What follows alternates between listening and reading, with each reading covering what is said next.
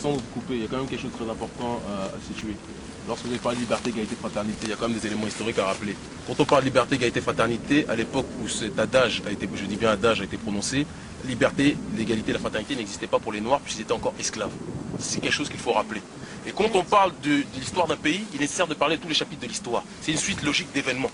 La situation dans laquelle on est plongé ici n'est pas due simplement au fait qu'on est en banlieue. Parce qu'aujourd'hui, que vous soyez d'ailleurs riche ou pauvre, et c'est pour ça qu'on a voulu vous emmener ici et non pas se réunir ailleurs. Vous pouvez être noir et vivre dans le 16e, mais de toute façon, face au contrôle, au passé de la police, vous serez toujours considéré comme un citoyen de seconde zone. Il y a un regard, et peut-être même émanant de vous, il y a un regard racialiste, un regard raciste qui fait que, comme le disait mon petit frère tout à l'heure authentique, le repli identitaire n'est pas vécu comme un repli de frustration, mais comme un repli de dignité. L'unité parmi les nôtres permet de mieux s'unir avec le reste de l'humanité. Ce n'est pas du racisme que de déclarer ça. Et pour conclure dessus, quand on demande qu'est-ce qu'on veut, vous demandez qu'est-ce qu'on veut. Ben, la justice, de toute façon, c'est pas ce qu'on veut, c'est ce qu'on va arracher. On va arracher la justice par rapport, vous nous avez parlé de l'esclavage, on dit que la dernière fois qu'on s'était vu, vous dites que c'est génial, ça a été reconnu comme crime contre l'humanité, de quoi se plaint-on?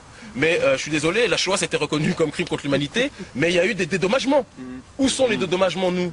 95% des richesses sont tenues par 5% de la population. On nous parle de décolonisation, l'Algérie aujourd'hui, les attentats qui sont fomentés, on sait très bien qu'ils sont fomentés par des organisations qui sont en réalité utilisées, usitées par les officines qui sont à la tête de ce pays. Ce n'est pas de la paranoïa raciale, c'est une constatation d'événements tragiques qu'on ne peut que regarder tels qu'ils sont. Voilà. Mais moi, au-delà de ce débat d'idées qui est intéressant, mais ce que je veux...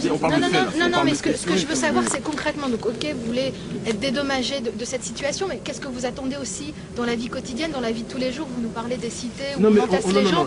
On va vous répondre. Qu'est-ce que vous attendez? On a du mal à comprendre ce que vous voulez. Mais c'est ça qui est dommage, c'est ça qui est dommage. Parce que visiblement, quand c'est le cas d'une autre communauté, vous n'avez pas beaucoup de mal à comprendre parce que vous êtes tous plongés pour aller justement les dédommager, quitte à vous couper les bras pour qu'ils soient dédommagés. Cette communauté, on la connaît, la communauté juive, et gloire à elle d'avoir obtenu ces dédommagements, il n'y a pas de problème. Mais on trouve que c'est dommage que cette grande communauté, vous ayez tous compris à la seconde même où elle a levé le doigt ce dont elle avait besoin après la Shoah, qui a duré 6 ans, et nous, pendant 400 ans d'esclavage, ou la colonisation pour l'Afrique noire et le Maghreb, etc. Là, quand on parle des dédommagements, ben, on ne comprend pas concrètement qu'est-ce que vous voulez. Des bâtiments, des meilleurs. Il faut être sérieux un minimum. Le premier dédommagement commence déjà par le dédommagement pécunier. Il y a des professeurs comme Leonard Jeffries aux États-Unis, ou comme Molefi qui était à Santé, qui ont déployé, qui ont étudié cette logique de dette qui non seulement doit être reconnu de manière symbolique, mais de manière active. On vous a parlé d'un exemple précis, on vous parle des Antilles. Quand on sait que 95% de la population est noire, est-ce normal que c'est soit 5% de la population, à savoir les béquets, qui contrôlent les 90% ou 95% de l'île? Ça, c'est quelque chose de concret. Et si vous ne voulez pas le comprendre, il faut que vous compreniez qu'il y a les enfants de ces gens-là ici qui sont en métropole et qui, eux, le comprennent. Quand on parle de concret par rapport au dédommagement, nos pays, en Afrique noire, quand on sait que ce sont des vallées qui sont à la tête de ces États-là, qui sont mis et qui musèlent, j'ai envie de dire, la population, dès que la population se lève, nous, en tant que diaspora, ce diaspora est un terme important et on sait historiquement ce que ça veut dire, on a cette possibilité de faire contrepoids puisqu'on sait que la politique du Sénégal, la politique de l'Algérie, la politique du Bénin, la politique du Cameroun, etc., se décide ici, entre autres. Donc, quand vous parlez de dédommagement, on demande déjà à la pieuvre d'enlever ces tentacules des pays dans lesquels on est installé. On n'est pas là pour demander à avoir, allez, on veut un meilleur parc, on veut des plus grands cages de foot, etc. On fout de ça. Parce que je vous dis une chose claire, et je pense parler pour tout le monde en disant ça, le jour, à la seconde même, où on lâchera les pattes de notre continent, la seconde même où on remboursera, parce qu'on nous parle de dette, j'entends le... C'est-à-dire que le pays qui... L'oligarchie, ouais, c'est ça, il nous pille, et en plus, on est endetté. C'est quand même assez extraordinaire d'entendre ça. Et c'est ce degré de schizophrénie, de débilité, c'est pour ça que quand on parle de concret, ça c'est très concret ce qu'on dit. C'est très concret ce qu'on dit. Parce que je vous dis que la France sera beaucoup moins noire, sera beaucoup moins arabe. Il sera même beaucoup moins un tas d'autres choses le jour où chaque pays pourra décider de sa propre destinée. Voilà. Mais ça veut dire le problème de l'immigration sera réglé. Ben oui, il n'y aura pas besoin qu'il y ait des reports à la horte-feu qui viennent et qui nous disent qu'ils sont effectués. On nous parle d'immigration clandestine, excuse-moi de rebondir là-dessus, on nous parle d'immigration. Mais l'immigration, il faut déjà connaître les causes de l'immigration. Parce que les gens qui viennent en France, ils ne viennent pas avec des belles valises et le sourire. Super, on va aller s'installer là-bas, tout est préparé. C'est faux.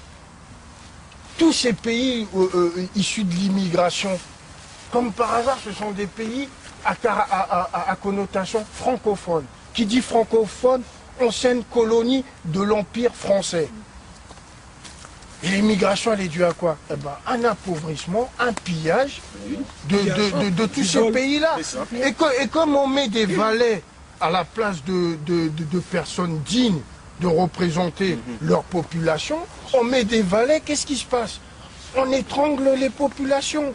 Ces populations-là, avec toute cette mondialisation où le modèle, c'est le modèle occidental, mais quand on a faim, on n'a pas le même, on n'a pas l'esprit pour analyser et bien réfléchir. Et bien ces gens-là, ils risquent leur vie pour traverser la Méditerranée, à croire un bonheur qu'il y a ici. Mais alors que quand ils arrivent ici, c'est notre souffrance. Mais ça veut dire que vous êtes mal en France et que si tout cessait, vous retourneriez en Afrique? Bah oui, tout à fait, bien sûr. Parce que là, en fait, excuse-moi de te couper, mais là, en fait, on est en train d'analyser le problème.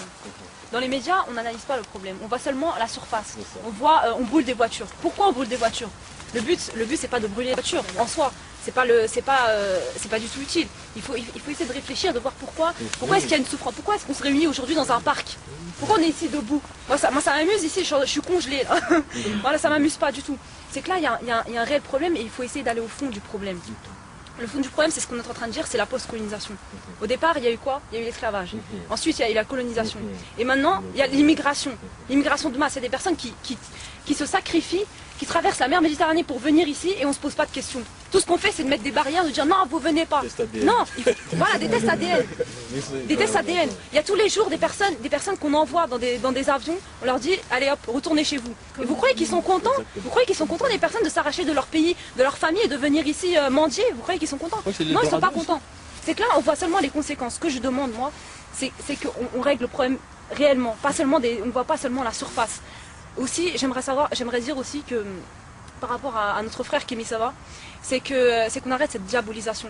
De dire que c'est le nazi noir, c'est un raciste, c'est un anti-blanc, c'est un anti-arabe. Non, pas du tout. C'est que là, on s'est retrouvés sur des idées. On s'est retrouvés, il y a un consensus sur ce problème-là, sur cette souffrance-là.